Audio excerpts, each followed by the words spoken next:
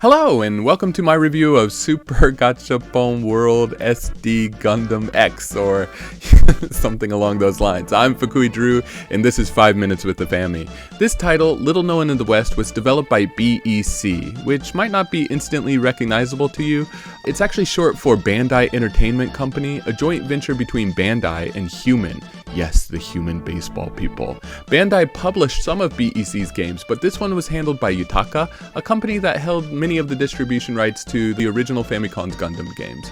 Despite coming out nearly 2 years after the Super Famicom launched, Super Gachapon World SD Gundam X looks and plays like it was rushed for release day. The menus are bare bones, the graphics are outdated, and it just feels old. But there's a reason for that. This is actually a sequel to SD Gundam World Gachapon Senshi Scramble Wars from the Famicom, which means, it's basically a Famicom game wearing a Super Famicom disguise. You'd think that a game set in the Gundam universe would have some kind of plot, right? But you'd be wrong. Try as hard as you like, there is no story here. Check through the menus? Nope. Maybe the instructions? Not really. This means as soon as you press start, the war begins and you better be ready. The only narrative is whatever you bring in from your knowledge of Gundam lore. For hardcore fans, this might actually be great. No forced plot means total freedom to imagine your own war. But for someone like me, whose only Gundam exposure was watching OA's MS Team when I was 19, it's a little less exciting. The game offers 4 factions to choose from, but since there's no storyline, they mostly just determine which mobile suits you can access. And what's funny is, you can actually play as all factions if you so desire, so there really is no limiting factor here. Your options are Earth Federation, which features of course Gundam, Zeta Gundam, Double Zeta Gundam, and the other classics. The Titans, the Principality of Zeon, the go-to Gundam baddies, and Crossbone Vanguard, because space pirates are always cool. Each faction has about 20 different mobile suits recognizable to fans of the anime and manga. For me, they're just colorful little robots on the battlefield. At its core, this is a strategy game, and a pretty straightforward one at that. You'll be building bases, collecting resources, researching new tech, and churning out an army to overwhelm the enemy.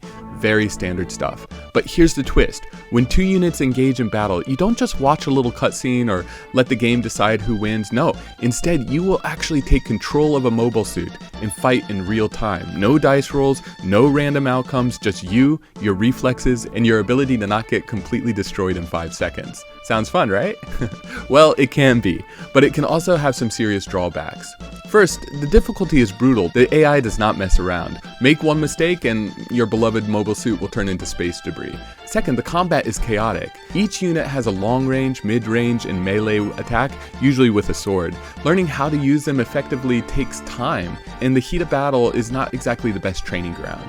Also, aiming at an enemy is a bit wonky. As soon as you turn to fire at them, you will open yourself up to being attacked. Try lining up a shot and the enemy will always be there to sneak their attack in first. For a perfectionist like myself, this is quite infuriating, even though it's possibly a little bit more realistic.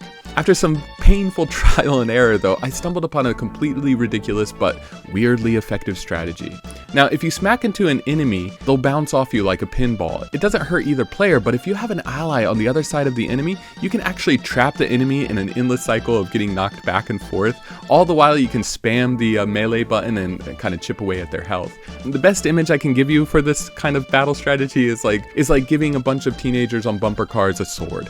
Defensively, there are many ways to survive a battle, but one of the best ways is, just to run away. Seriously, if an enemy is at the same speed of you, they will never catch up. The battle maps loop infinitely, meaning you can always keep just flying in a straight line until the battle timer expires. The AI has no answer for this, but a human player will. As the battle map loops around, players can just turn around and fly backwards and eventually warping in front of you. Still, the AI doesn't quite understand this, and one time, I held off 4 enemy mobile suits with a single guy for 4 turns. That's 16 minutes of real-time survival. In the end, his stalling let me turn the tide of battle. He was a true hero.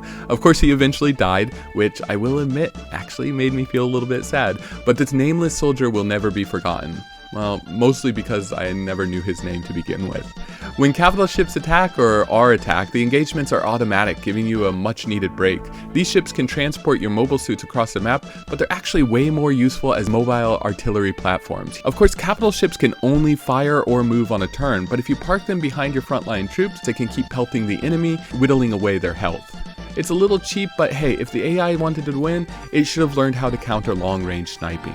Despite looking like a misplaced NES game and having the storytelling depth of a blank sheet of paper, Super Gachapon World SD Gundam X still manages to be a solid strategy game. The large-scale battles are satisfying, the AI actually puts up a fight, and the mix of turn-based tactics and real-time combat is still engaging, even if it seems a little unfair from time to time. I even managed to win my very first campaign, which proves that despite creeping toward middle age, I can still outthink a 1992 era AI machine. That said, the weak presentation did make the victory less exciting. There's no satisfying victory screen, no exciting breakdown of how many units I lost or how many units I killed, just basic info in a sluggish staff roll that moves so slowly that it's actually quite hilarious. I picked up my copy of this game for 1,000 yen. It is complete with the manual and the mailers. The only downside, a little browning on the cartridge and a slightly warped box. So is it worth playing today? Well, it's not flashy and it's not exactly beginner friendly. It is a long commitment, taking many hours for each battle, but it's a genuinely well-designed strategy game. If you love Gundam and don't mind a challenge, you'll probably enjoy it. If you're looking for a more polished SNES experience, you might want to look elsewhere. Final score, I don't know, 71 out of 100. Well, that wraps up another review. As always, like and subscribe, and remember, in games as in life, be a hero, select your goals, and start your adventure. Thanks a lot.